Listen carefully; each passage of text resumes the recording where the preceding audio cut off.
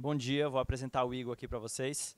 Esse é o Igor Pereira, ele tem 27 anos e ele é um super poliglota, tem um canal incrível chamado O Mundo do Poliglota no YouTube. Já tem 3 anos que ele posta vídeos regularmente sobre aprendizado de idiomas. Tive o prazer de entrevistar ele no meu canal, um vídeo lá de 1 hora e tanto, com várias dicas interessantes. E o Igor ele tem uma particularidade, que ele é estudante de neurociência na Universidade Federal do ABC. Então ele tem uma abordagem meio ninja assim, para o aprendizado. Ele sabe qual a melhor forma de você aprender. Porque qual a melhor forma com que o nosso cérebro aprende. E isso eu acho que agrega muito nos vídeos dele e no conteúdo dele. E, além disso, também tem esse aspecto que vai ser abordado hoje de como a língua pode influenciar, até que ponto ela pode influenciar, em que medida a língua pode influenciar no pensamento e quais são essas relações, que é um tema muito interessante. E, enfim, é isso aí. Esse é o Igor, galera. Vamos prestigiar. Okay. Obrigado, Pedro. Som. Bom, pessoal, em primeiro lugar, queria desejar bem-vindo aí para vocês, para esse evento. Espero que vocês estejam aprendendo muitas coisas e se divertindo, principalmente. Por curiosidade, quais são as línguas que vocês falam, além de português?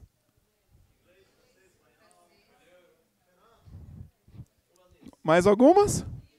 Ok, só para ter uma ideia, porque eu vou usar alguns exemplos aqui em línguas diferentes, aí eventualmente eu vou ter que bloquear uma pessoa para não responder alguma pergunta, tá? Então. Bom, conforme o Pedro falou, eu estudo neurociência e existe uma questão dentro da neurociência que é talvez o meu principal interesse, que é a respeito do aprendizado de línguas, mas a palestra de hoje não necessariamente é sobre o aprendizado de línguas, mas eu tenho lá no meu canal, O Mundo do Poliglota, 2 palestras já a respeito desse assunto, com abordagem da neurociência. Hoje nós vamos conversar a respeito da influência da língua no pensamento. O que quero dizer isso? Será que a língua ela altera a maneira como o nosso pensamento funciona? Eu vou trazer para vocês algumas curiosidades a respeito desse assunto. E no final vocês podem me fazer perguntas também. Então a minha maior motivação, como poliglota, é bastante investigar como funciona a mentalidade em idiomas diferentes. E paralelamente eu gosto de ler muito. Eu me considero talvez um devorador de livros. Apenas no ano passado eu li acho, 72 livros. Esse ano estou batendo quase 60 nesse mês. E essa quantidade de informações me ajuda, às vezes, a fazer conexões com coisas que, aparentemente, não têm conexões. Bom, eu gostaria de dedicar essa palestra ao primeiro poliglota que eu conheci na minha vida, que foi um italiano chamado Pierluigi Piazzi. Não sei se algum de vocês já escutou falar nele, mas quando eu tinha 15 anos, eu escutei esse senhor falando numa palestra. Ele falou assim: eu estou com 67 anos... e eu acabo de receber 5 propostas de emprego. Você quer falar uma coisa? Não? Ok. Eu acabo de receber 5 propostas de emprego. Isso numa idade que as pessoas já são colocadas para escanteio e normalmente não recebem propostas de emprego, né? E ele contou que ele falava 5 línguas fluentemente. E eu me lembro que quando eu escutei isso, aquilo me impressionou. Aos 15 foi o primeiro poliglota que eu conheci na vida, e eu pensei assim, bom, se ele tem 67 e ele fala 5 línguas, antes de eu chegar a essa idade, eu quero ultrapassar esse cara. E eu acabei ultrapassando, pelo menos em quantidade de línguas, antes do que eu esperava. Atualmente eu falo 6 línguas fluentemente, eu quero dizer línguas que eu tenho no mesmo nível que o português. E é sempre bom especificar isso, né? Então elas são o inglês, o alemão, o francês, o sueco e o espanhol. E além dessas, existem outras 2 que eu tenho nível de conversação, que dá para fazer alguma coisa, mas eu ainda não considero que eu tenho nível equivalente às outras, que eu falei antes, que são o italiano e o holandês.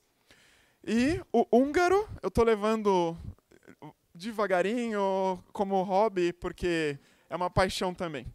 Então, fica aí a dedicatória para o Pierluigi Piazzi. Bom, para começar, eu quero citar a opinião de 2 filósofos antigos a respeito da linguagem, né? Então, para Aristóteles, a língua ela tem uma função para a gente desenvolver a razão, né? E uma função política. O Aristóteles foi um gênio que passou bastante tempo observando o comportamento humano. E nós, como animais sociais que nós somos, a língua ela exerce um papel de permitir essa sociedade funcionar do jeito que ela funciona, né? Agora, para o Platão, a língua ela funciona como uma ligação entre o homem e Deus. Platão ele dava uma importância extrema para a habilidade linguística, né? Que é uma também das coisas que nos diferencia dos animais. Os animais eles têm capacidade de comunicação, mas é uma capacidade diferente. Eles chegam às vezes a ter interjeições ou coisas assim, mas não necessariamente vão se comunicar com regras gramaticais e coisas assim. Bom, eu quero relatar para vocês um case. Eu tenho uma amiga chamada Julia, que estuda neurociência comigo na universidade, e recentemente ela foi fazer um intercâmbio na Rússia. E a Julia estava contando para mim como foi o intercâmbio dela, e ela falou que depois que ela voltou da Rússia, ela passou a refletir a respeito do português. De repente, ela começou a se perguntar sobre o uso de algumas preposições em português, começou a se questionar por que a gente utiliza artigos em algumas situações e em russo esses artigos são inexistentes. E eu perguntei para ela, Julia, já aconteceu de você começar a confundir gêneros de palavras em português? Ela, está acontecendo ainda. Por que eu perguntei isso para ela? Porque eu me lembro, quando eu comecei a aprender alemão, eu tive esse efeito também. Eu radicalizei de tal maneira o aprendizado de alemão na época que, eventualmente, eu comecei a trocar gênero de palavras em português, apesar do português ser a minha língua materna, né? Esse é um efeito que eu percebi que ele acontece com frequência quando uma pessoa ela está pulando de um estágio de aprendizagem para outro, né? Então, eu divido aqui para vocês. Existe um estágio que eu chamo de estágio de reação, que é um estágio que você sabe bastante de uma língua, só que você ainda não pensa naquela língua. Você tem capacidade de reagir para o que você entende. Mas se alguém falar alguma coisa que você não entende, sua reação não acontece, né? E existem pessoas em nível avançado que estacionam aqui, por incrível que pareça.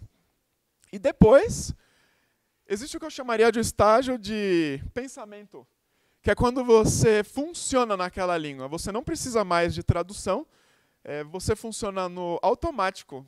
Quer você escute uma coisa ou você leia uma coisa, não interessa o assunto, existe algum efeito no seu cérebro e você consegue sempre extrair significado daquela experiência naquela língua. Entendeu? Línguas que uma pessoa tem aqui é o que eu consideraria talvez uma maestria ou um domínio completo da língua. Existem graus diferentes de fluência, né? Existe aquela fluência do cotidiano, a fluência profissional, ou mesmo fluências funcionais, quando você consegue usar uma língua só para resolver problemas básicos. Por exemplo, eu falo um pouco de húngaro, mas o meu húngaro é suficiente para pedir comida no restaurante, perguntar sobre direções na rua, pedir contato de pessoas e para por aí. Além disso, eu não consigo assistir um filme em húngaro entendendo tudo sem esforço, não consigo ler um livro em húngaro ainda, né? E eu sei que eu vou levar anos até atingir isso, mas o plano é, pelo menos para mim, que todas as línguas que eu me comprometi a estudar, que eu atinja esse nível aqui, né? Que eu não precise de muito esforço para compreendê-las. Bom, falar um pouco do cérebro para vocês.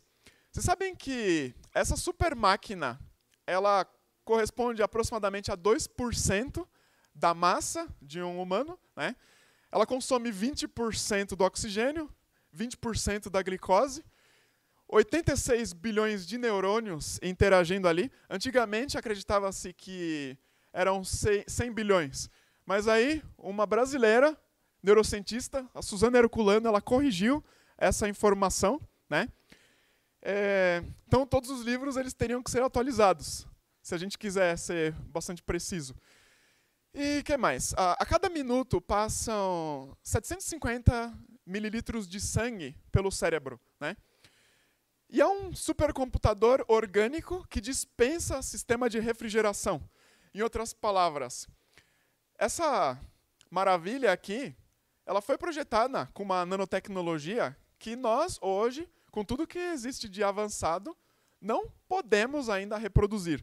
Talvez, algum dia no futuro, com computação quântica e nanotecnologia tal, a gente consiga reproduzir um cérebro, fazer um computador pensar. Mas, até o momento, ainda não acontece isso, né? Então, parabéns para o engenheiro que fez o design disso daqui. Bom, fazer para vocês agora uma comparação, né? No universo existem duas coisas que têm capacidade de processamento lógico. Então, a primeira é o computador e a segunda é o cérebro. O computador, na essência, né, nos componentes físicos dele, ele funciona no que a gente chama de números binários, 0 e 1, que quer dizer, ou passa a corrente elétrica, ou a corrente elétrica não passa.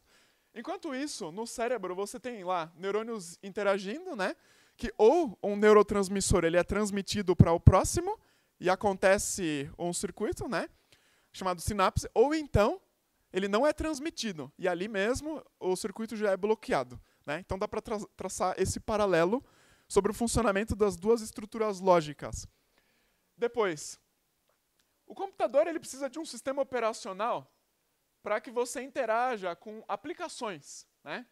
Então, para você utilizar um programa para editar uma foto, recortar um vídeo, ou então digitar um texto, você precisa de um sistema operacional. Ele vai fazer a mediação entre os componentes físicos do computador e as aplicações, né?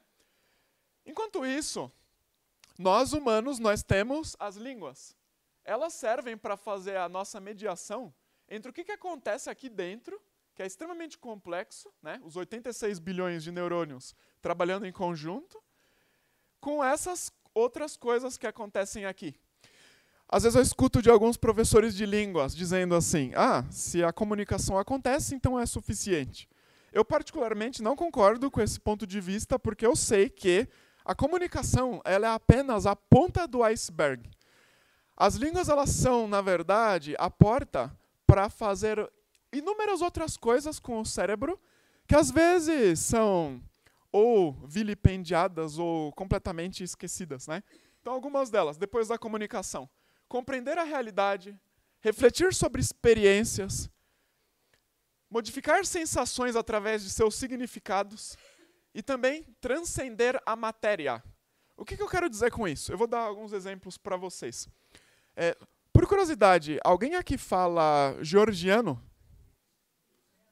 Edson, nesse momento, vou pedir para você ficar quieto, tá? Só agora. Bom, existe uma comida georgiana chamada hachapuri, né? E eu vou fazer uma descrição para vocês, vamos ver o que acontece. O hachapuri é um salgado, né? Mais ou menos do tamanho de um prato, e ele tem o formato de uma bola de futebol americano, com as bordas como se fosse uma pizza, mas as bordas elas são mais grossas. E tem queijo no meio e um ovo frito em cima. Tudo bem? Vocês conseguem imaginar mais ou menos o que é um hachapuri? Ok. Aqui está escrito na língua georgiana para vocês. Isso aqui é um hachapuri. Bate com a imagem que vocês formaram na cabeça de vocês? Você imaginava mais alto? Um pouco mais alto. Para alguns sim, para outros não. Tudo dependia da descrição que eu fiz para vocês. Eu utilizei coisas que vocês conhecem para tentar provocar no cérebro de vocês uma imagem que vocês não conheciam ainda. Esse aqui é o hachapuri, né? Então, por isso que eu falei, transcender a matéria. Às vezes eu consigo provocar uma imagem no cérebro de uma pessoa sem que aquilo esteja presente, né? Uma língua serve para fazer isso também. Bom, além daqui, agora eu vou comentar com vocês um pouco de matemática. Não sei se vocês gostam de matemática, mas eu adoro. Aliás, eu passei mais tempo, antes de começar a estudar línguas sistematicamente, estudando matemática do que línguas propriamente. Mas então, o cálculo diferencial integral ele foi desenvolvido durante muito tempo, né? Mas, em especial, existe uma operação dentro do cálculo chamada derivada. E aí, esses dois gênios aqui atrás de mim, eles que inventaram essa operação de maneira independente, eles criaram notações diferentes para interagir com a chamada derivada, né?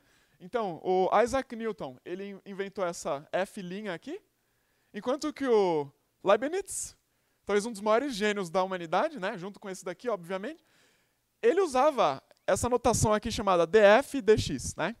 Então, assim, enquanto que o Newton, se ele quisesse mostrar a primeira derivada, ele colocava uma linha e aqui dentro uma função que ele ia derivar, o Leibniz ele colocava a função aqui, né? E aí, se ele fosse derivar pela segunda vez a mesma função, o Newton ele colocava duas linhas, enquanto que o Leibniz ele colocava o número 2 aqui e aqui, né? E essa notação do Leibniz, embora até certo ponto as duas consigam fazer a mesma coisa, a notação do Leibniz permitiu que depois um outro matemático chamado L'Hopital fizesse a pergunta: será que é possível fazer derivadas fracionárias? Né? Que até então eles só pensavam em derivadas com números inteiros, né? 1, 2, 3, 4 e assim por diante. E a resposta: sim, é possível fazer derivadas fracionárias. E a notação do Leibniz permitiu que alguém fizesse essa pergunta e depois desenvolvesse outra ideia em cima daquele símbolo. Enquanto que a notação do Newton, né, não serviu. Isso aqui, dentro de um assunto chamado semiótica, a gente fala o seguinte: essa notação ela é fértil. Ela permite que outras ideias apareçam apenas pela maneira que você as representa. Enquanto isso, essa daqui a gente chama de notação estéril. Ela morre ali. Não permite que outra ideia seja levantada a partir daquela notação, né? Bom, aí outro exemplo na matemática para vocês. Esse aqui talvez um pouco mais simples. O sistema de numeração romano ele foi usado durante muito tempo, mas ele é um sistema limitado. A gente sabe disso agora, porque a gente já conhece algo melhor, né? Mas então, não permite multiplicar, não considera a existência do zero. Enquanto isso, os maias, na América Central, já conheciam o zero, mas não tiveram contato, então não tinha como os romanos saberem usar isso depois. Ele também é inconveniente para você representar números grandes, né? Conforme você aumenta o número, o sistema romano ele fica muito complexo até o momento que não é mais possível fazer manipulações rápidas. Enquanto isso, os indo-arábicos que sobreviveram até hoje, né, apenas com 9 símbolos, permitem representar o que você quiser e também permitem todas as operações que vieram depois deles, né? Bom, aqui, traçando um paralelo para vocês dentre esses dois assuntos, né, enquanto que na matemática a gente interage com símbolos e números, e a partir deles nós pulamos para operações e resultados, né? As línguas do mundo, elas funcionam de acordo com as palavras e as regras gramaticais, e por causa disso, né, elas vão permitir alguns pensamentos e não vão permitir outros. Que a gente vai conversar a respeito disso, né? E de maneira geral, a maneira que você usa as palavras é fixada pelas regras gramaticais. E eu vou contar para vocês um poeminha que eu conheço há bastante tempo, na verdade, que ele viola algumas dessas regras, só para vocês sentirem o efeito.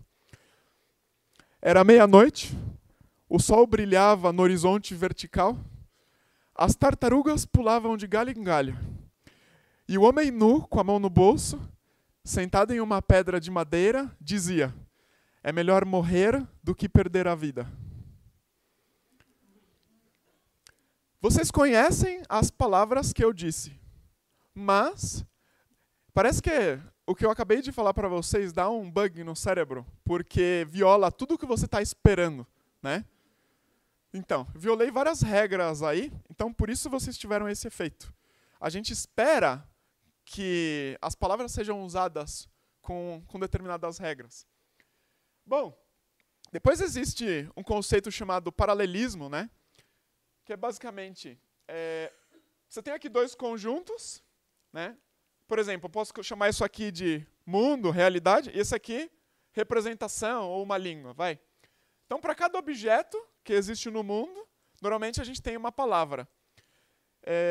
Isso aqui a gente chama de correspondência biunívoca, que quer dizer, um para um. A hora que você tem 3 para 1, já começa a dar problema. E existem línguas que têm uma palavra para 2, 3, 4 coisas diferentes. E existem línguas que têm um vocabulário mais amplo e por isso também permitem uma distinção maior para o indivíduo que fala essa língua no nível da consciência, né? Alguns exemplos aqui para vocês. Alguém aqui fala sueco? Fluentemente? Você? Ó, nesse momento, pedir silêncio. Você aqui na frente, quantas horas tem um dia?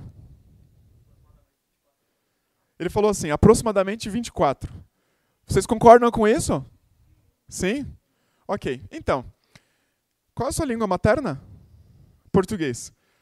Em português, nós utilizamos a palavra dia para se referir ao período de 24 horas, mas também ao período de 12 horas.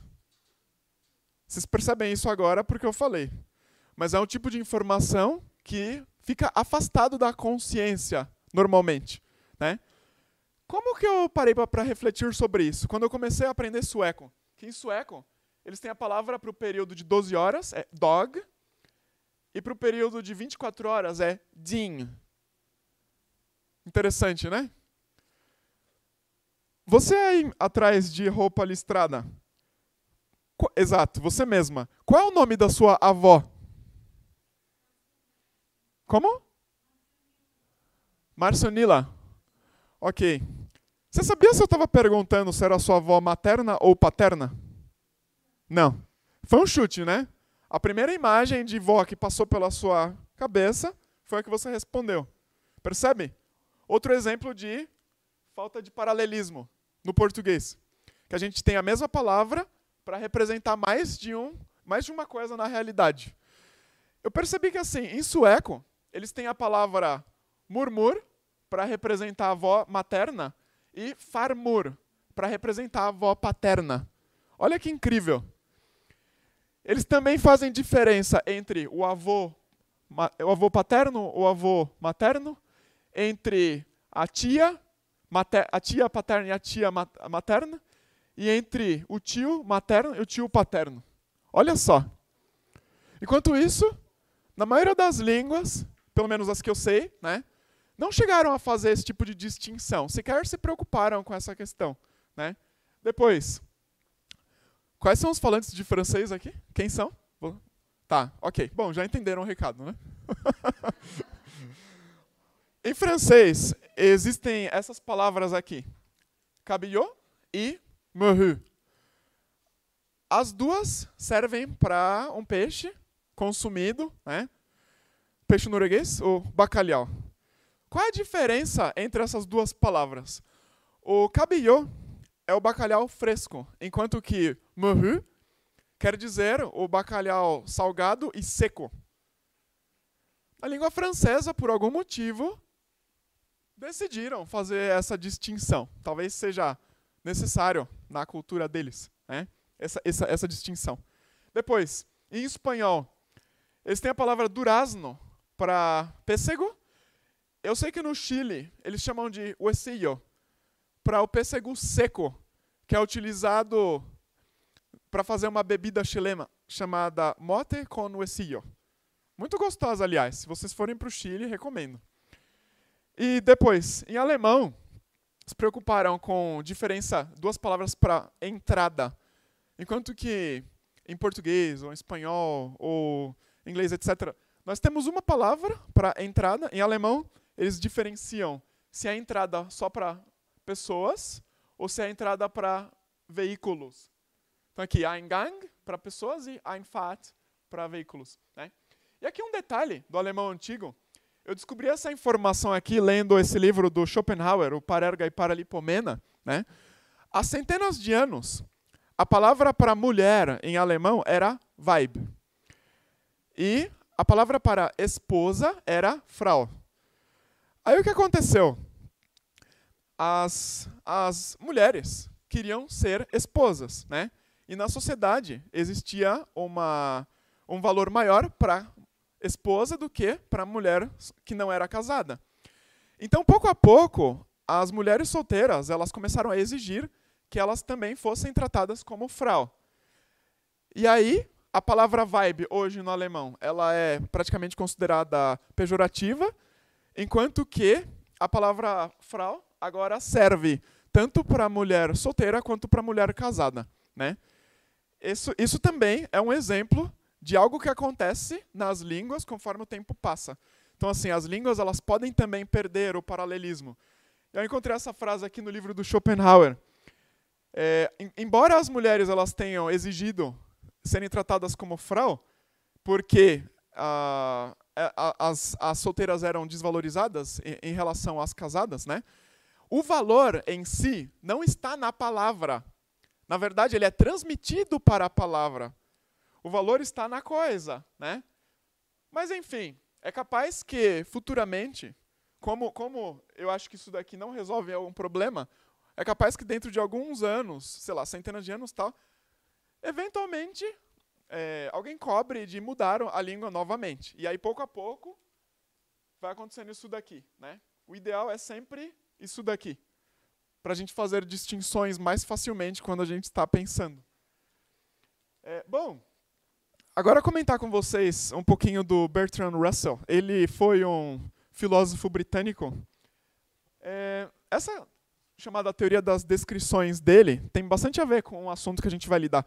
Vocês lembram quando eu descrevi para vocês o Ratchapuri? E alguns conseguiram formar a imagem, outros não, né? Por que acontece isso? O Bertrand Russell ele vai falar que existem dois tipos de conhecimento. Então, o primeiro é o conhecimento por familiaridade, né?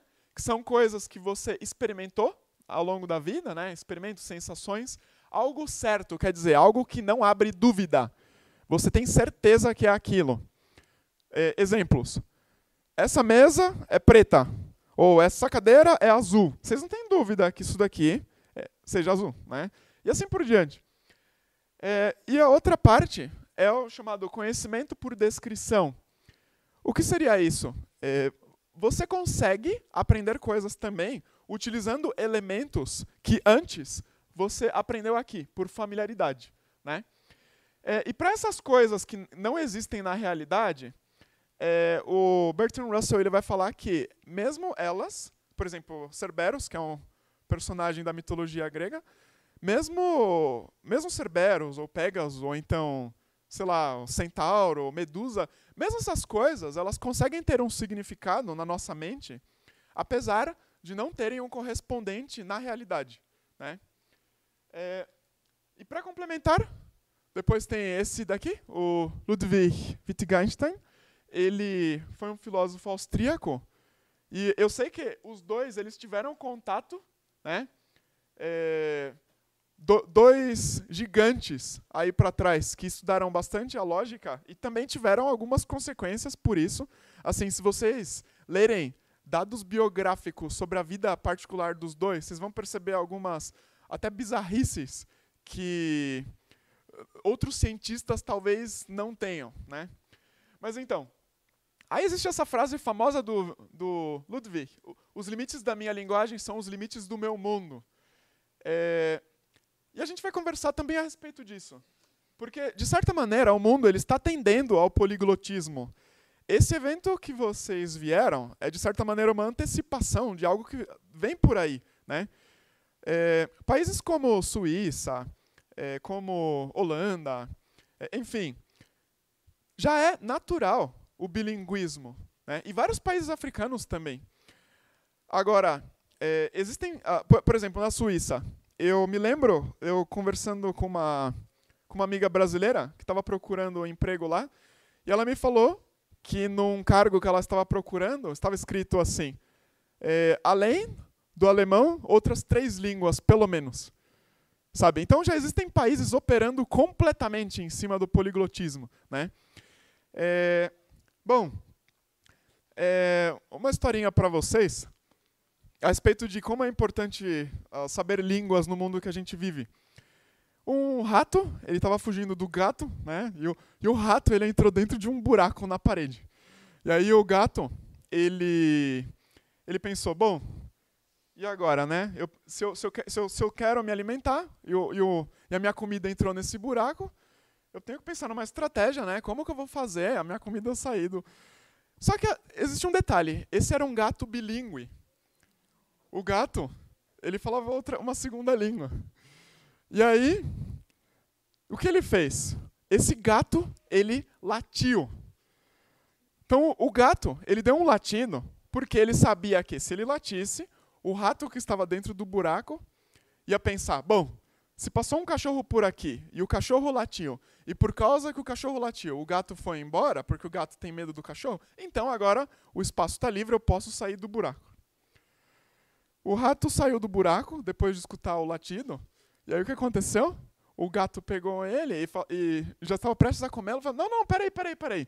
Mas o que aconteceu? Como você fez isso? Onde está o cachorro? Aí o gato falou para ele assim, não, na verdade, não havia cachorro aqui.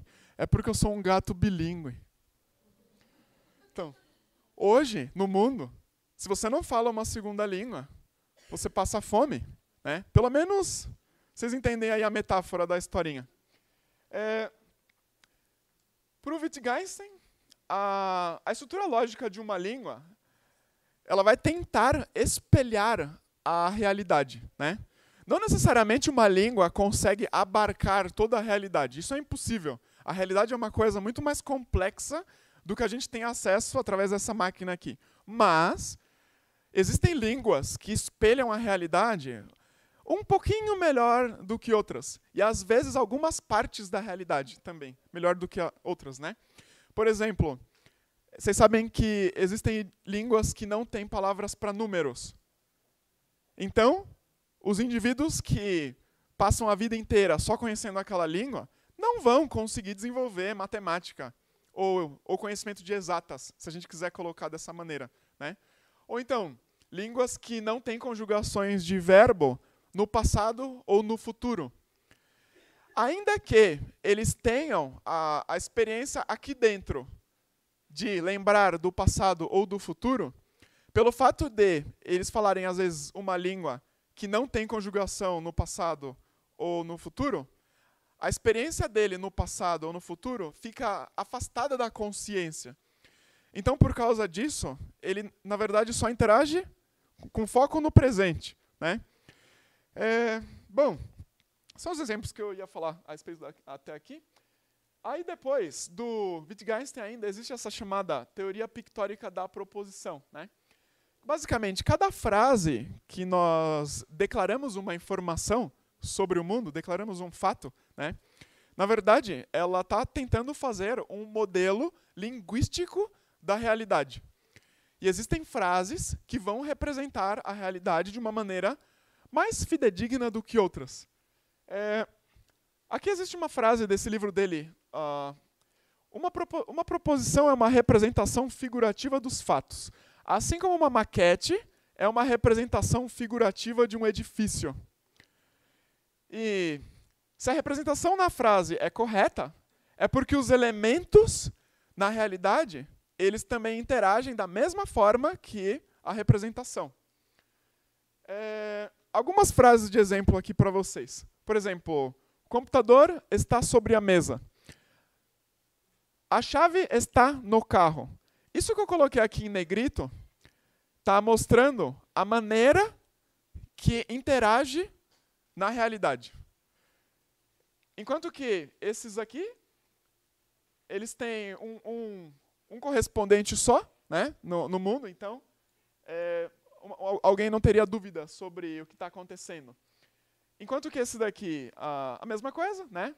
Mostrando também o que está acontecendo na realidade. Você poderia colocar, a chave está sobre o carro, ou então, a chave está no meu bolso, a chave está, enfim, no chão, sabe? E cada vez que você muda uma coisa, você está representando algo diferente da realidade. E aí, as línguas, ao meu entender, elas têm que buscar uma associação de como as coisas no mundo interagem. Então, assim, se existe uma determinada conexão no mundo, você tem que atribuir essa conexão na língua. E se essa conexão não existir, pelo menos você não vai conseguir representar aquela conexão na língua, né? Exemplo, se eu colocasse... deixa eu ver... vocês até entendem a frase, o computador está na mesa. Mas existe um erro técnico aí que esse na, normalmente tem a ver com estar dentro. E você não consegue imaginar um computador dentro de uma mesa. Porque a mesa é uma coisa sólida, né? Então, esse tipo de coisa. A preposição, normalmente, ela vai revelar para a gente como que os objetos no mundo estão interagindo. Bom, considerem uma língua aqui. Em homenagem a Elisa, que está ali atrás, o italiano, tá?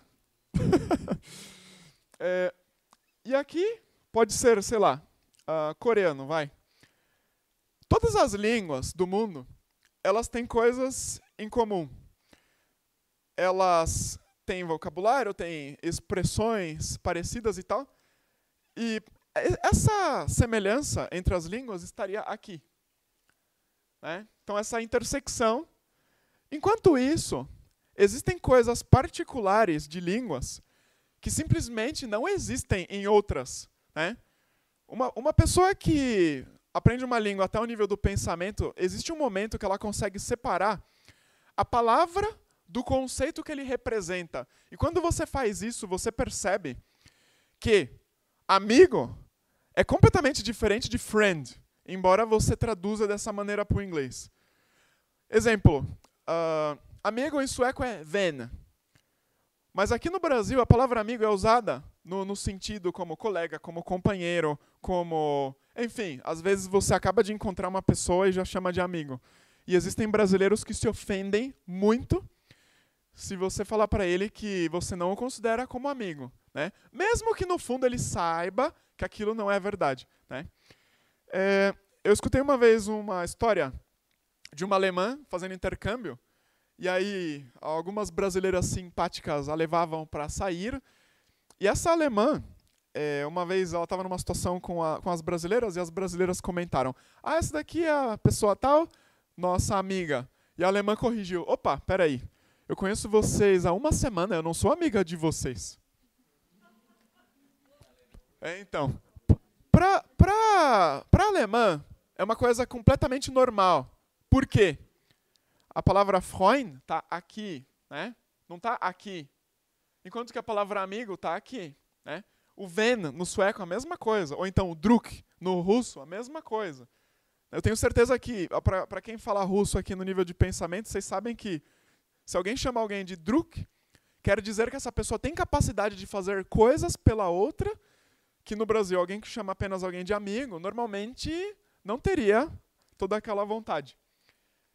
Então, esse aqui seria o exemplo de uma pessoa bilíngue, né? Ela tem já uma percepção da realidade um pouco mais longa, digamos, ou mais ampla, do que a pessoa monoglota.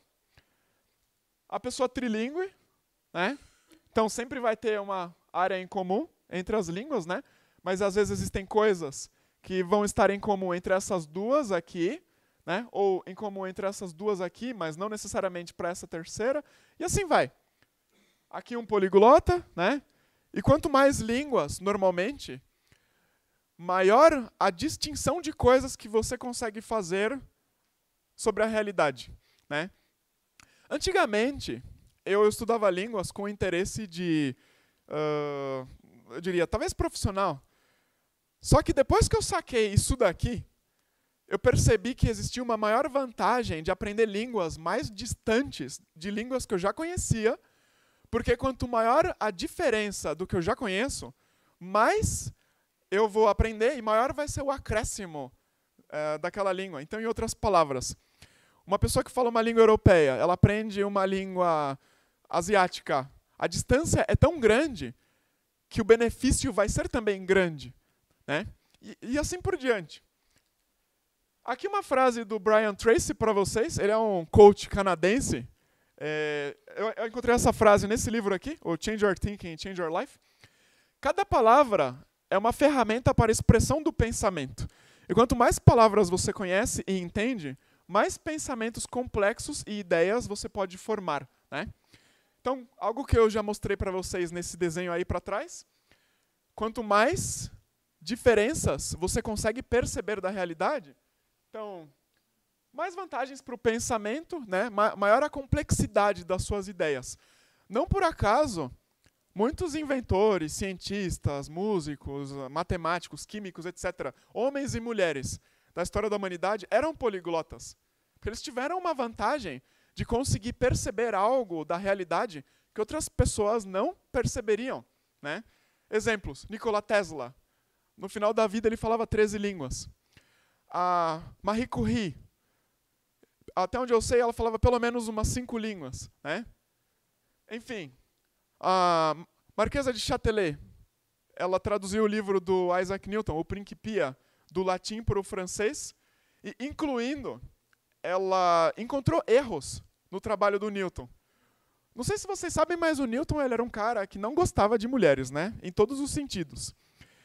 E eu não sei se ele ficou sabendo dessa informação, mas se ele soube que uma mulher corrigiu o trabalho dele, que o Newton ele colocou no Principia, que a energia cinética ela era proporcional à velocidade, aí a Marquesa de Châtelet, ou então Émilie Gabrielle, o outro nome dela, ela falou, não, peraí, ela não é proporcional à velocidade, ela é proporcional ao quadrado da velocidade, né?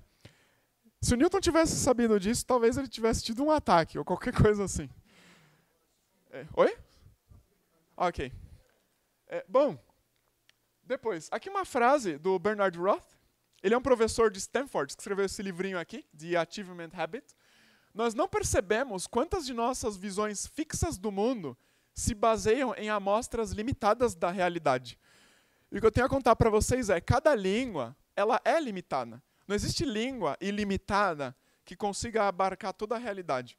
O que existe é uma língua que consegue distinguir coisas ou ensinar coisas para o indivíduo que outra, às vezes, não consegue, né? Como eu falei para vocês anteriormente, se vocês tivessem nascido e crescido num povo que falasse uma língua que não tivesse números, dificilmente vocês hoje saberiam o que é matemática, né? E assim por diante. Esse é um desenho que eu fiz aí para vocês. Então, aqui você tem um humano, né? Aqui, no mundo, nós temos acesso a dados, que eu chamo de dados. Quente, frio, luminoso, escuro, fundo, perto, textura de coisas, enfim. Coisas que nós experimentamos através dos sentidos, né? Então, os sentidos, eles são o primeiro filtro que nós temos da realidade. Existem coisas sobre a realidade que nós não sabemos, ou melhor, nós não podemos saber porque nossos sentidos eles também são limitados.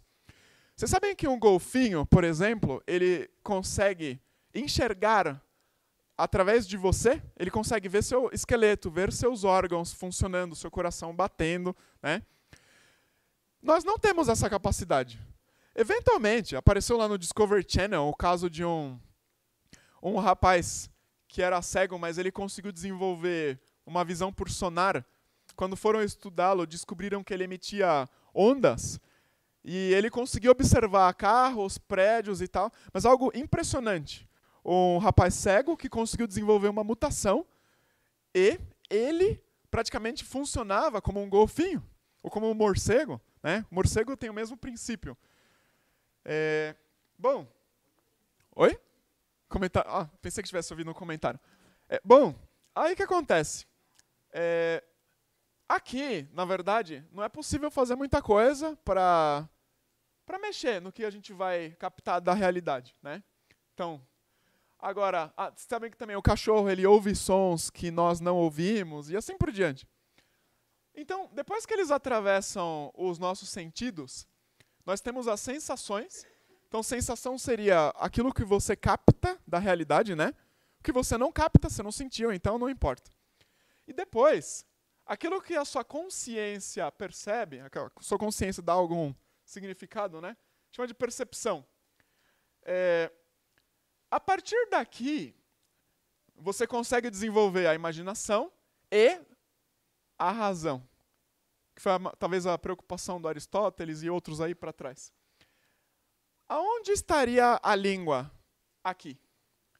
Então, em outras palavras, se você bloquear alguma coisa que está chegando aqui através da língua, esse elemento que foi bloqueado, ele não vai para a imaginação e por causa disso ele sequer vai chegar ao racional da pessoa, né? Então, em outras palavras, existem coisas que vocês, às vezes, até podem ter a sensação, mas, se for bloqueada, não chega até aqui. Então, é como se não existisse para você. Para que você consiga manipular através da imaginação, é necessário que aquilo te afete, que aquilo, pelo menos, chegue na sua percepção, né? Então, se não chegar aqui, game over.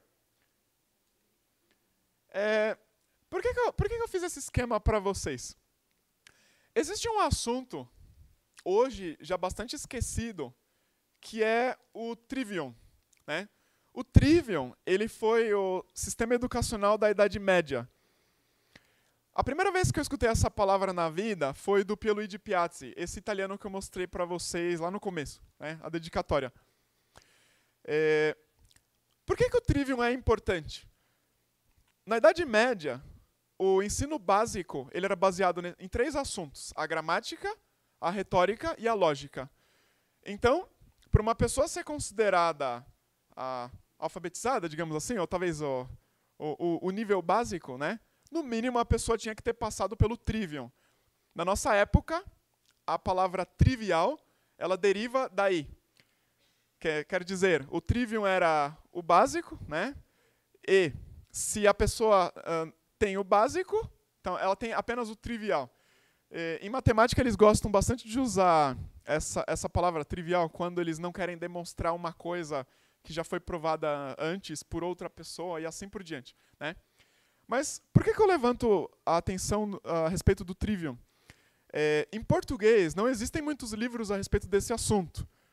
Existe um livro da irmã Miriam Joseph, apenas até onde eu sei. Ou talvez outros menores, mas menos conhecidos, né?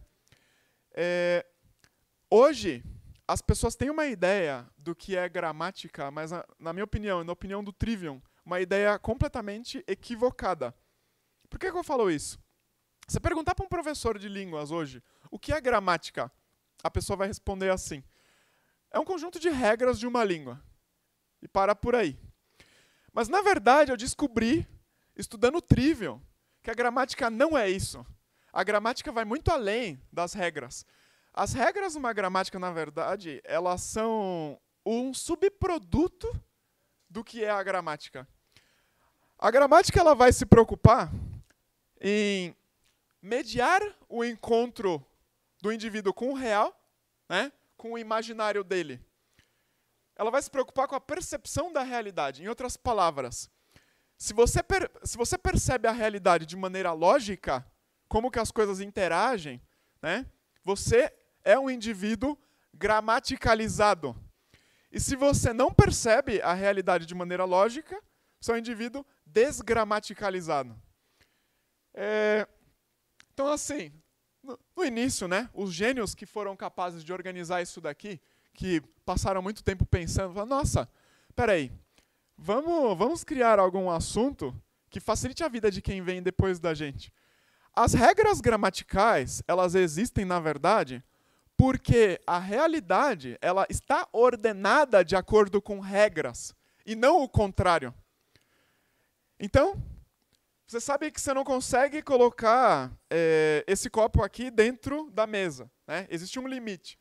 Então, por isso, você sabe que você pode falar, ele está sobre a mesa e não na mesa. Então, as regras elas são derivadas da ordem de como funciona o mundo, no primeiro lugar. Então, assim, essa é a preocupação principal da gramática. Eu fui descobrir isso estudando o Trivium, né? Traduzindo isso aqui do latim, três, viam, caminhos. São três caminhos. Que eram esses que eu comentei para vocês. Então, a gramática, a retórica e a lógica. Ele foi o sistema educacional da Idade Média, né? A gente tem aquela impressão de, normalmente, o que vem depois é melhor do que o que existia antes. Mas, olha, baseado nos resultados que nós temos atualmente do sistema educativo vigente, eu tenho certeza absoluta que uma pessoa que foi educada no Trivium, ela tinha uma percepção da realidade muito mais refinada do que uma pessoa hoje. Eu sei que apenas no Brasil, eu li isso, não me lembro em qual site, talvez Folha, sei lá. 75% das pessoas são consideradas analfabetas funcionais. Dentro de universidades, esse número chega até 40%. Né? Isso aqui não deveria acontecer. Não deveria, mas acontece. E se acontece, existe um motivo. Todos os indivíduos passam pela escola, mas eles jamais são gramaticalizados. Ninguém explica para eles por que existem essas regras, sabe? Ou por que ele tem que aprender uma coisa. Ele não é sensibilizado. Então, assim, a preocupação principal da gramática, na verdade, é com a sensibilização. É de perceber o mundo de maneira lógica. Uma vez que você sabe perceber o mundo de maneira lógica, você entende a relação entre as coisas, causa e efeito e tal, e, óbvio, isso aqui dá um salto também na sua inteligência. Né? A imaginação, a razão, a memória, a atenção, a concentração são componentes da inteligência. Bom, e aqui, um pouco mais a respeito do Trivium, conhecer algo é, na verdade, conhecer como que esse algo funciona no mundo.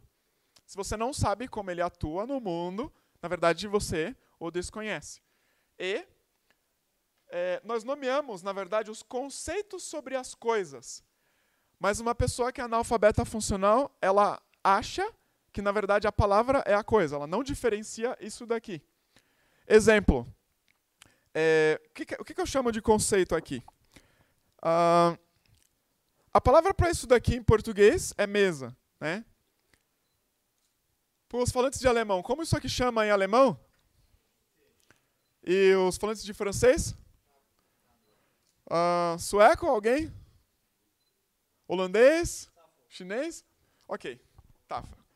Bom, esses nomes que vocês me disseram, né, eles não são essa coisa.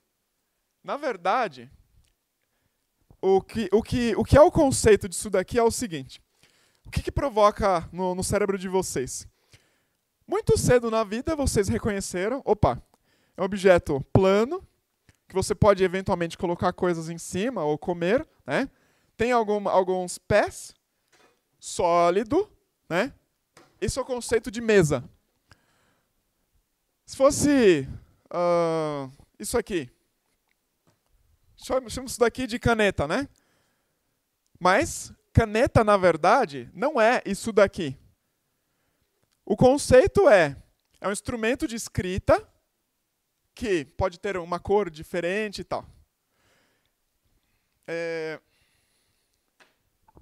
Então, o problema grave é uma pessoa confundir a palavra com o conceito, porque sempre existe uma distância entre os dois.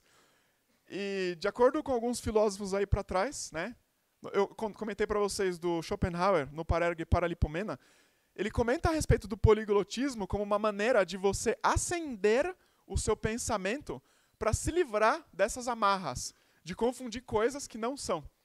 Então, assim, hoje, a gramática é aquela coisa chata de ser cobrada, de decorar regras e coisas assim. A preocupação no Trivium não seria, na verdade, com um erro gramatical de você escrever algo errado ou você falar algo errado. Até presidente da República fala, às vezes, a gente somos, ou então nós vai. Isso acontece, né? O erro gramatical, na verdade, seria você pensar que uma coisa é outra coisa que ela não é. Vocês entendem o que eu quero dizer? Perfeito. Então, assim, de novo, o erro de perceber uma coisa que não é seria a falta de paralelismo, né? Então, assim, existem várias regras, várias palavras, tal. E por que isso? No primeiro momento, no mundo, existe o movimento. O que eu chamo de movimento é um acontecimento, um evento, né? E refletindo a respeito do assunto, eu cheguei à conclusão. Tudo que nós precisamos conversar com os outros, na verdade, fazendo uma generalização aqui mesmo, é uma descrição de um movimento. Por exemplo, o cachorro mordeu o Johnny. Você está descrevendo quem causou o movimento, quem sofreu o movimento, né? E o que aconteceu no movimento. Se você quiser especificar mais, pode falar. O cachorro mordeu o Johnny na quarta-feira. Pode também acrescentar o modo, né? Mordeu com força e assim por diante. Então, assim, tudo que a gente conversa é sempre uma descrição de algum evento que aconteceu. Ou que vai acontecer, ou que está acontecendo, né? Então, assim, se não existisse o movimento na realidade, as línguas também não existiriam. Elas não seriam necessárias. Porque a gente precisa delas para descrever o movimento para as outras pessoas, né? Então, assim, existem línguas que vão fazer descrições, às vezes, para um movimento, melhores do que outras. Bom, então contei para vocês que a gramática, na verdade, ela está preocupada com a percepção da realidade. Ela estuda a estrutura da percepção humana dos fatos do mundo, né? E ela quer ordenar o movimento.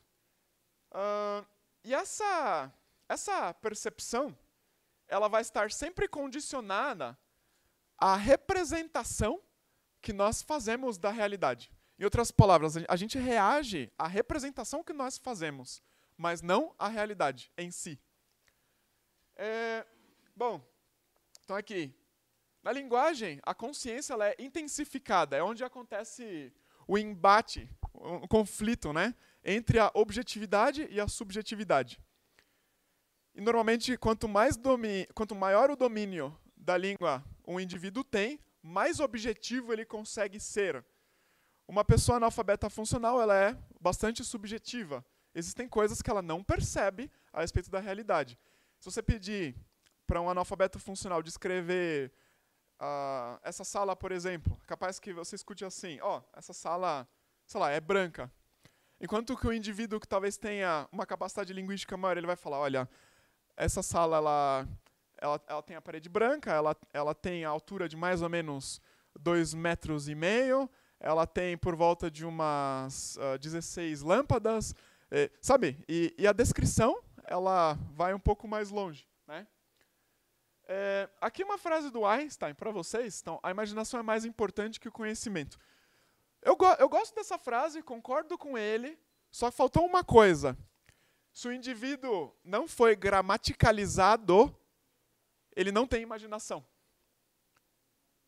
Daí, as pessoas que leem muito, elas têm uma imaginação mais ampla do que as pessoas que não leem, né? Porque o exercício de ler, ele provoca que você crie imagens, que você crie conceitos. Você consegue construir conceitos no seu cérebro, né?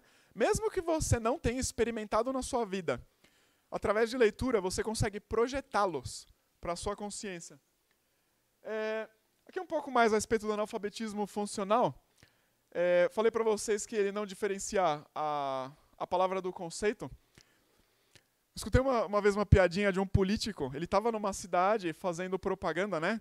Meu povo, minha pova, a gente vai... Aliás, nós vai construir estrada, nós vai construir escola, nós vai construir hospital, nós vai... Aí alguém chamou a atenção dele e falou assim, ô doutor, emprega o plural, vai dar mais voto.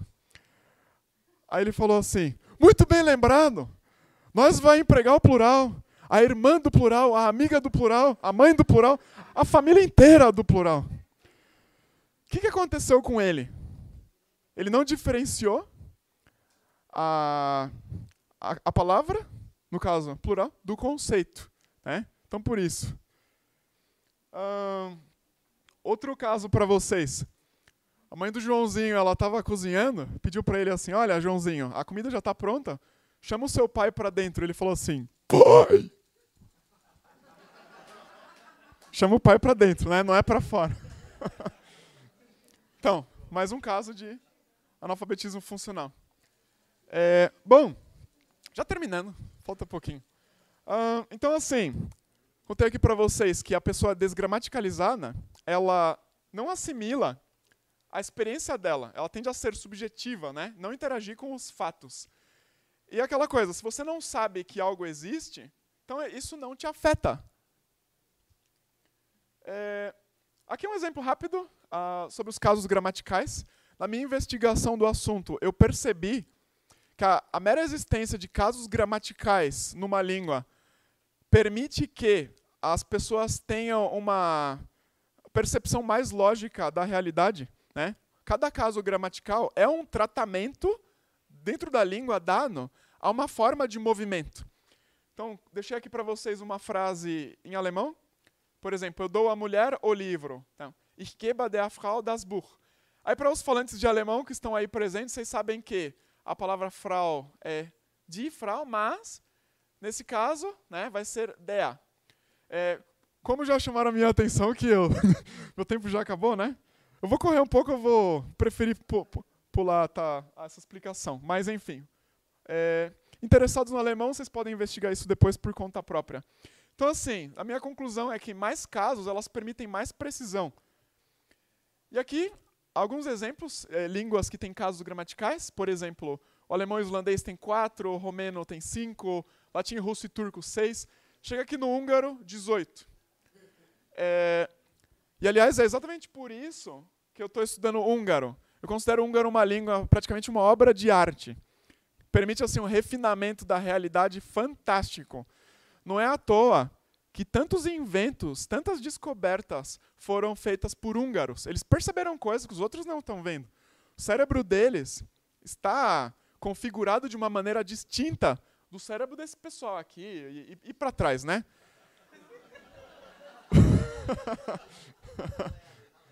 Enfim. Bom, algum de vocês aí gosta de xadrez? Você? Bom, bastante gente até. Eu sei que dos 100 maiores enxadristas do mundo, só existe uma mulher, chamada Polgar Judit, e ela é húngara. Eu tenho certeza que isso não é coincidência, sabe? Bom, e aqui para finalizar, assim, para expandir a imaginação, de acordo com aquele esquema que eu fiz para vocês lá atrás, né? Quanto mais imagens vocês conhecem, maior a capacidade de você conceituar e compreender o mundo. É possível fazer isso através de estudo de línguas estrangeiras, né? De acordo com Schopenhauer, ou então, ou então livros, né? Principalmente ficção científica. E aqui, falar para vocês, o nível de consciência de uma pessoa, ela é proporcional ao nível de experiência da pessoa. É possível que uma pessoa tenha experiências sem necessariamente passar por coisas, mas de alguma outra maneira ela projetou aquela imagem. Eu me lembro de um caso de uma moça nos Estados Unidos que ela foi trancada no porão da casa pelos próprios pais. E essa moça ela não teve contato com outras pessoas até uma idade avançada, né? E aí ela tinha problemas sociais sérios. Eu não me lembro necessariamente quais eram os problemas. Faz muito tempo que eu li esse caso, eu nem me lembro, na verdade, o nome dela. Mas o que eu me lembro é o seguinte. Essa moça ela teve um contato com um terapeuta que conhecia neurolinguística. E o que ele descobriu a respeito dela é que, apesar de ela ter passado a vida dentro de um porão, ela assistia TV no porão. Então, assim, a experiência que ela teve do mundo foi o que ela assistiu na televisão. E é uma moça que ela era lotada de fobias, lotada de limitações, mas, Por causa da experiência que ela teve através da televisão, né, era o que ela conhecia, ele conseguiu utilizar essa experiência para trabalhar com ela os problemas que ela tinha para resolver. Agora, se ela não tivesse imagens para trabalhar, aí, olha, grande dificuldade. Seria começar do zero com a pessoa praticamente. E para a gente encerrar, uma frase dessa gênia aqui, Clarice Lispector. Vocês vão entender facilmente a frase por causa da palestra também. É curioso como não sei dizer quem sou. Quer dizer, sei o bem, mas não posso dizer. Sobretudo, tenho medo de dizer porque, no momento em que tento falar, não só não exprimo o que sinto, como o que sinto se transforma lentamente no que eu digo. De novo. Principalmente essa parte aqui. No momento em que tento falar, não só não exprimo o que sinto. O que ela quer dizer com isso? O que acontece no pensamento é tão mais complexo que, na verdade, a palavra que a gente tem é um rótulo inadequado para representar o que acontece no pensamento, né? Eu conseguiria fazer para vocês com uma metáfora. Imagina uma nuvem, né? Esse seria o pensamento, o que acontece no cérebro. E uma língua ela seria como um canudinho. O que sair embaixo do canudinho é o que você consegue expressar, que está acontecendo na nuvem. E aí mais línguas, mais canudinhos, né? Mas existem sérias limitações aí. Então a Clarice, ela coloca assim, no momento em que tento falar, não só não exprimo o que sinto, né? Ela percebe a distância que existe entre o conceito e a palavra, né? Aliás, todo gênio, mais cedo ou mais tarde, vai esbarrar nisso daqui. E depois, como o que sinto se transforma lentamente no que eu digo. O que quer dizer? A hora que você usa uma palavra para representar um pensamento, aquela palavra ela se torna um rótulo. E uma vez que aconteceu isso, toda vez que você quiser evocar aquele estado mental em você, você vai usar aquela palavra. Então, a partir dali, o cérebro tem grande tendência de achar que as duas são a mesma coisa e não são. Bom, galera, agradeço a atenção de vocês nesse domingo.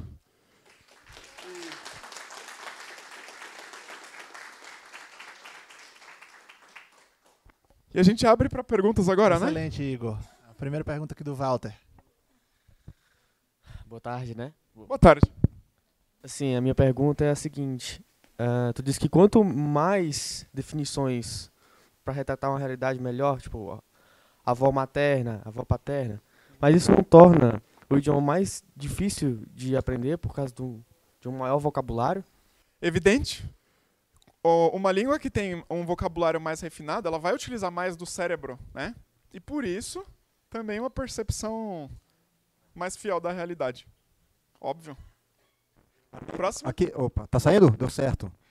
Então, você poderia voltar rapidinho naquele esquema da percepção até o pensamento? Aqui, aí. Um exercício interessante para ser feito é: feche os olhos e imagine uma cor que você nunca viu. Depois você faz isso, aí você me fala como é que foi a experiência. Se você nunca percebeu, como é que ela vai chegar na imaginação? Exatamente. Excelente contribuição. Obrigado. É isso mesmo. Entendeu? Como você vai imaginar se você não conhece? Exato. Exatamente. E eu gostaria de perguntar, claro, eu não sei se o tempo permite, porque é um assunto interessante também, Sapir-Whorf. Sapir-Whorf. É uma tese linguística. Você já ouviu falar? E se já ouviu falar, deu uma estudada, a quantas anda? Olha, eu dei uma olhadinha nisso daí, mas na verdade não foi a coisa que mais me interessou quando eu estava montando isso daqui, sabe? Próxima? Igor, naquele mesmo trecho que o Schopenhauer fala sobre como você eleva seu espírito aprendendo novas línguas, ele também estava se referindo a latim e sânscrito e mencionava Sim. alemão e francês como linguagens menores, né? Não. Para o Schopenhauer, alemão, grego, latim estão de igual para igual. O francês, o Schopenhauer chama de uma versão... Isso, Uma versão... Como ele fala? Qual é a palavra? Uma versão canibalizada do francês. Aliás, desculpa, do italiano. Exato. Exato. O Schopenhauer desce a lenha no francês. Quanto a gente consegue obter mesmo dessa elevação com as línguas modernas, sem ter que estudar latim, Aí que está. O meu mentor, que foi o Pierluigi Piazzi, que eu mostrei a foto, ele recomendava que a gente estudasse o latim, né, para ter essa vantagem. Agora, o que eu penso, assim, fazendo uma atualização desse pensamento dele, cada indivíduo que se interessa por línguas, todos que estão me escutando aqui, deveria aprender pelo menos uma língua que tem casos gramaticais. Pelo menos. Não interessa qual. Pode ser alemão, islandês, croata, russo, húngaro, finlandês, enfim. A partir disso, essa pessoa vai perceber coisas que antes não percebia. A minha amiga Julia mesmo, essa que eu contei para vocês no começo da palestra, que foi fazer intercâmbio na Rússia, né? Ela falou para mim o seguinte, Igor, quando eu aprendi inglês e quando eu aprendi espanhol, eu não tive o efeito que eu estou tendo no russo. Eu falei, lógico, russo tem casos, espanhol não tem, nem o inglês, né? O Schopenhauer também fala muito mal do inglês. No Parergue Paralipomena. Respondi sua pergunta? Ok. Na verdade, é só um comentário que eu queria fazer, porque essa palestra, isso me lembrou, inclusive, uma conversa rápida que eu e o Juliano a gente teve, né? Sobre como a gente se sentir confortável com uma língua, né? Eu falei com ele assim, porque em português eu me sinto um pouco mais, dependendo da situação, mais introspectivo, e a partir do momento que eu fui estudando outras línguas, né? Dependendo do tipo de assunto, eu prefiro falar em uma outra língua, ou então, por exemplo, quando eu vou falar holandês, eu já sou mais bruto, direto no assunto, sim, sim, não, não. Uhum. Isso me remeteu numa palestra uma vez, na verdade um workshop que eu participei uma vez sobre que a personalidade da pessoa muda.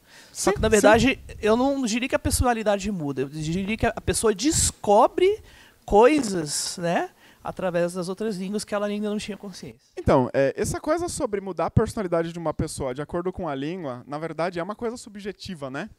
Assim, a gente, pelo menos até onde eu sei, não existe uma maneira, como você pegar uma régua e você mede o comprimento de uma coisa, não tem como você falar, olha, agora eu tô com a minha personalidade X, agora eu tô com a personalidade Y. O que eu sei que acontece assim, da neurociência agora, uma língua, ela vai provocar estados diferentes numa pessoa. Uma vez que ela está com aquele conjunto de estados diferente, é óbvio, ela assim, vai ter um comportamento diferente também, né? Eu, falando em alemão também, eu também sou muito mais lógico do que falando português. Assim, me sinto mais racional falando em alemão. Quer abrir para a próxima? Pode falar. Uma pergunta e um comentário.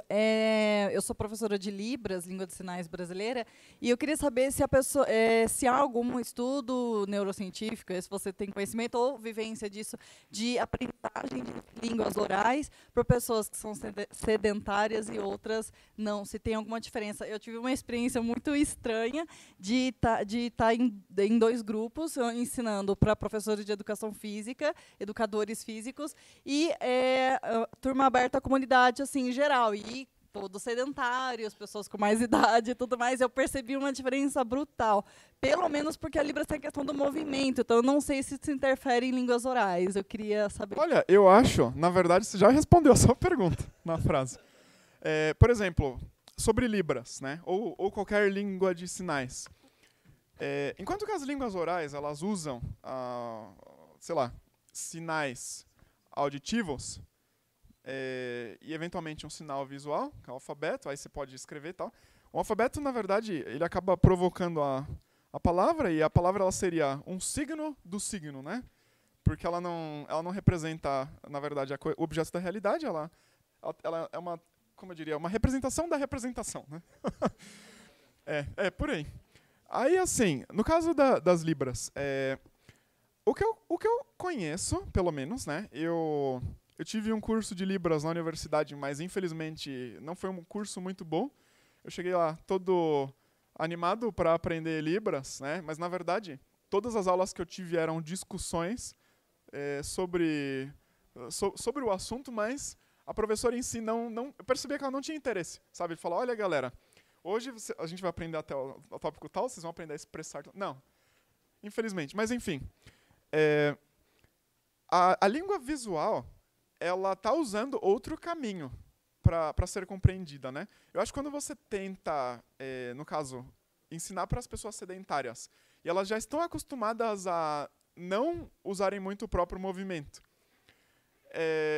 elas vão ter dificuldade para aprender, porque elas, na verdade, não usam o movimento no próprio cotidiano, entendeu? E para falar Libras bem, você tem que se movimentar, né? Tem que fazer gestos, e assim vai. Exato. Com certeza, a gente pode até traçar um paralelo com algo que acontece no cérebro, que é uma diminuição da chamada neuroplasticidade, que conforme uma pessoa ela envelhece, ela vai perdendo essa capacidade de atribuir novas funções, sabe? Assim, quando um bebê nasce, ele tem uma quantidade muito maior de sinapses do que um velho, e assim por diante. Respondi a sua pergunta? Olá. Ok. Olá. Só um segundo. Pode falar. A minha percepção de tudo que você trouxe é brilhante. É Obrigado. Interessantíssimo, um mergulho muito bom. Eu estou sugerindo para você uma leitura, eu comentei com a Janor.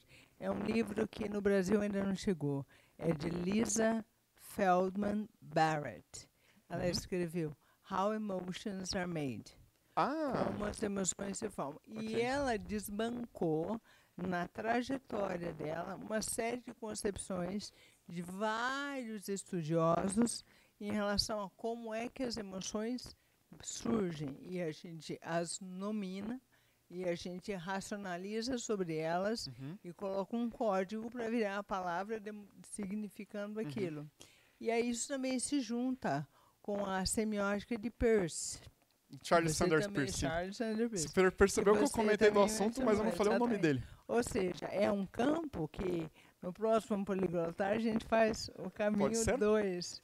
Porque depois do livro dela, em relação ao que ela trouxe, para mim o mundo mudou assim 180 graus também. Ela comenta sobre o aspecto biológico da emoção? Exatamente, ela vai no aspecto biológico e tudo isso. Só acrescentar uma coisa, assim, que as pessoas normalmente confundem emoção com sentimento, né? Até onde eu sei, emoção é aquele aspecto biológico, a reação que provoca o seu organismo. E o sentimento é a interpretação que você tem daquilo. Vou ler. Queria fazer um comentário e depois a última pergunta da Cassiana, tá? Ok. Que eu li alguns livros do linguista Steven Pinker, que é canadense, eu acho que você deve ter lido também. Ele fala muito de línguas e tal, e uma coisa que eu me lembro bem dos livros é que ele falou que a gente não pensa numa língua ou em nenhuma língua, mas em uma proto-língua, mas aí que a gente realmente fala. E eu me lembrei o que você falou, que às vezes faltam palavras, as pessoas dizem, eu não consigo descrever o que eu estou sentindo. Talvez por isso, né? Porque a gente não está pensando em alguma coisa que não é exatamente uma língua, mas a gente tem que se expressar e, claro, conhecendo mais línguas, a gente tem mais formas de se expressar, né? Como viu, Juliano? Falou. Uma coisa, esse negócio do Pinker, na verdade, não é nada inédito, sabe? O Aristóteles já sabia disso lá atrás. Só que assim, os contemporâneos ficam, eventualmente, sabe, trocam uma palavra e publicam um assunto de novo como se fosse algo novo, sabe? Pra mim é novo porque eu não nasci há 1000 anos, né? Não, mas não precisa. mas não precisa nascer há 1000 anos, é só dar uma olhada no Aristóteles. É verdade. Quem era fazer a última pergunta? Não é minha pergunta, mas deixa eu fazer uma colocação de algo até que acontece comigo, né? Porque, assim, eu tenho um problema de baixa demanda vocal, né? E esse ano eu voltei. Baixa demanda vocal. Eu tenho uma fenda, questões físicas, né? Fisiológicas. E, por exemplo, quando eu vou dar aula, estou com um grupo agora de, 30 adolescentes, 40, então, aula de espanhol. Aula de quê? Aula de espanhol. E aí eu falo para os alunos assim, olha só, eu não posso ficar falando em português. Não sei, não, porque se eu falar em português, a minha voz vai embora. E realmente, assim, começo a ficar rouca. A minha voz vai embora. Então, a aula vai ser toda em espanhol. E a médica, quando eu fazia fono, ela descobriu que quando eu falava em espanhol, os fonemas do espanhol não afetavam a minha voz como os fonemas do português. Eu disse, gente, como assim? Né? Então, tipo assim, então, ela falou, eu aconselho você só falar espanhol, porque aí vai poupar sua voz. E assim, uma coisa assim, incrível, né? Você vê? No fundo, você faz a mesma coisa, só que por outro caminho. Né? E eu lembrei agora de um poema, eu perdi esse poema, na verdade, na faculdade, uma professora levou. E esse poema, ela começava assim, descrevendo em inglês e espanhol. Então, ela colocava os verbos, né? She work, she read, e ela ia falando várias coisas que ela fazia, pero yo sueño en español, yo bailo en español. Então, eram as coisas do prazer e as coisas da obrigação. Então, era o contraste. Então, as línguas, os idiomas, né, que às vezes você tem a língua materna, mas você tem aquele idioma que também vai mexer com o seu emocional, que vai trabalhar, né, outras áreas da sua vida, né, e como eles mesmos colocaram, né, que às vezes você vai ter um determinado pensamento, uma determinada forma de agir numa língua e na outra não. Né? É uma questão de estudo também. Né? Vocês lembram daquele exemplo que eu dei para você da matemática? Caso, por exemplo, a representação do sistema romano não permitir que algo vá e a indo-arábica permitia que outras coisas fossem... É a mesma coisa. Em outras palavras, existem palavras ou regras gramaticais que às vezes bloqueiam completamente o nosso raciocínio a respeito de um assunto e outras que permitem que ele vá adiante. É por aí. Muitíssimo obrigado, Igor. Foi Obrigado. excelente, muito informativo. Obrigado, pessoal.